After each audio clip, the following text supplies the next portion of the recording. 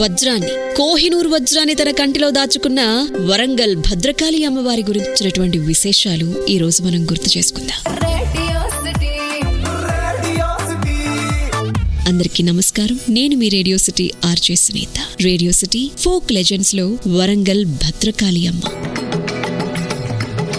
నాడు రౌద్ర రూపంలో ఆ తల్లిని కొలిచిన ఎందరో రాజులు యుద్ధాల్లో గెలిచారు. నేడు శాంత స్వరూపినిగా మారిన ఆ అమ్మను నమ్ముకుని ఎందరో భక్తులు కోరిన కోర్కెలన్నీ తీర్చుకుంటున్నారు.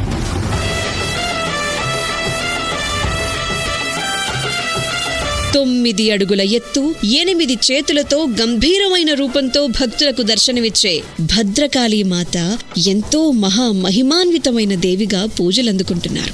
ఓరుగల్లు, హన్మకొండ, మరి ఈ రెండింటికి సరిగ్గా మధ్యలో ఓ కొండ మీద కొలువైన భద్రకాళి అమ్మవారి ఆలయం గురించి మాట్లాడితే శతాబ్దాల ఘన చరిత్ర ఉంది.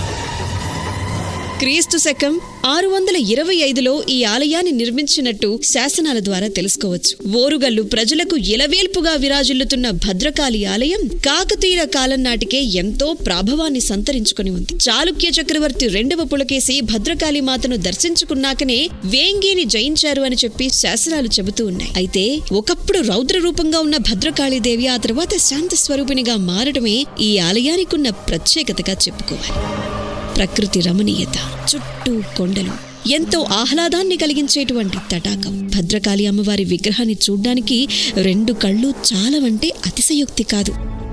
మరి విశేషమైన చరిత్ర కలిగిన భద్రకాళి అమ్మవారికి ఎంతో విలువైన కోహినూర్ వజ్రానికి సంబంధించి సంబంధం ఉంది అని తెలిస్తే ఆశ్చర్యపోతారు. మన తెలంగాణ రాష్ట్రంలో చూడ్డానికి పెద్ద పెద్ద కళ్ళు, గంభీరమైన ముఖం, 8 చేతులు, ఒక్కో చేతిలో ఒక్కో ఆయుధంతో సింహవాహనంపై కూర్చుని దర్శనమిచ్చేటువంటి అమ్మవారి విగ్రహం గురించి మాట్లాడితే జీవం ఉట్టిపడేలా కనిపిస్తారు అమ్మవారు. అయితే ఈ అమ్మవారి ఎడమ కన్నుకు కోహినూర్ వజ్రం ఉండేది అని చెప్పి చారిత్రక కథనం. క్రీస్తు శకం 625లో చాళుక్య రాజవంశం రాజైనటువంటి 2వ పులకేసి భద్రకాళి అమ్మవారి యొక్క ఆలయాన్ని దగ్గరుండి నిర్మించారట. తరువాత కాలంలో ఈ ప్రాంతాన్ని తమ ఆధీనంలోకి తీసుకున్నటువంటి కాకతీయులు అమ్మవారిని విశేషంగా పూజించుకున్నారట. వారు అమ్మవారి ఎడమ కంటికి కోహినూర్ వజ్రాన్ని అమర్చారట. ఈ మనోహరమైనటువంటి వజ్రాన్ని కొల్లూరు గనులు అంటే గోల్కొండ గనుల నుంచి వెలికి తీశారు అని చెప్పి తరువాత క్రీస్తు శకం 1310లో అల్లావుద్దీన్ ఖిల్జీ తన ఆధ్వర్యంలో ఢిల్లీ సామ్రాజ్యంలోకి కాకతీయ రాజ్యాన్ని తీసుకురావటం, ఆ సమయంలో భద్రకాళి ఆలయాన్ని కూల్చడమే కాకుండా అమ్మవారికి బహుమానంగా అందించినటువంటి కోహినూర్ వజ్రాన్ని దోపిడీ చేసి తీసుకువెళ్లిపోవడం ఢిల్లీకి జరిగింది.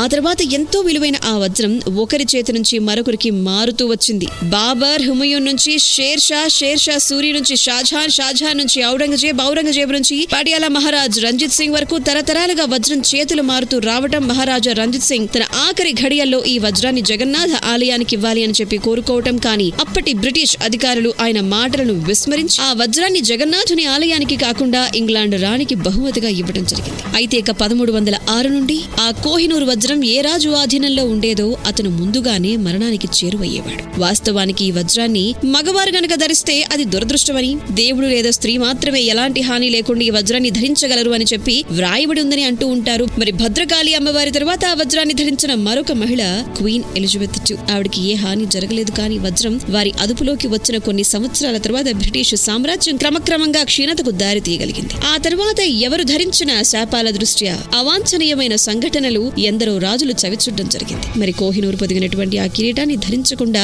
రాణి పక్కన పెట్టడం. ఈ రోజు మనం చూస్తున్నటువంటి భద్రకాళి ఆలయంలో అమ్మవారు గతంలో ఎన్నో దాడులను, దోపిడీలను, విధ్వంసాలను ఎదుర్కోవడం. 1950 తరువాత ఈ ఆలయాన్ని కొంతమంది భక్తులు, సంపన్న వ్యాపారులు అభివృద్ధి చేసుకోవడం జరిగింది. 8 చేతులు, గంభీరమైన ముఖం, పెద్ద పెద్ద 2 కళ్లతో అమ్మవారు నాడు రౌద్ర స్వరూపం, నేడు శాంత స్వరూపంతో భక్తులందరికీ దర్శనమిస్తూ కోరిన కోర్కెలన్నీ ఈడేరుస్తూ నేనున్నానుగా నీ కండగా అంటూ భక్తులందరితో జీవం ఉట్టిపడేలా కనిపించే అమ్మవారి దర్శనం జీవితానికి ఒక్కమారైనా చాలు ఈ జీవితం ధన్యమైపోతుంది.